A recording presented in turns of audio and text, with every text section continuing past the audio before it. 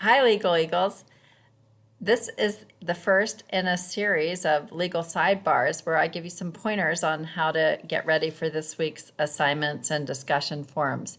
So, for the starters, we want to learn how to think like a lawyer. What does that mean? Well, one of the first things you need to do, and it's a little difficult for some people, is to accept ambiguity. That's a tough one. The law is generally not black and white. It's gray, nuanced, murky, and you have to get comfortable with that. That's your new normal. So again, learn to accept ambiguity. Next, tear that heart up. You've got to use the brain and be very logical.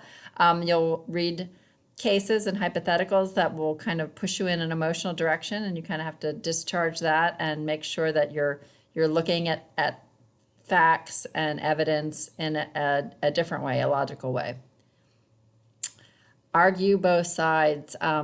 When your client comes through the door, you may not always 100% agree with their position, but you're their advocate. You're going to advocate for their side of the story, and you have to get inside that position, and then also understand the opponent's position and where they're coming from, and then you may at some point want to reach some sort of negotiate some sort of mutual agreement. So again, learning about both sides is sometimes troublesome for people to get to that point, but it's great mental gymnastics, and it will enhance your critical thinking skills.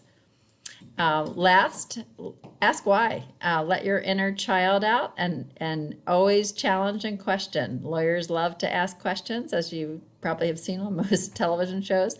Always trying to know the reason why and challenging that. So that's an important skill set too. So there you go. There's 4 tips for learning how to think like a lawyer that should help you this week.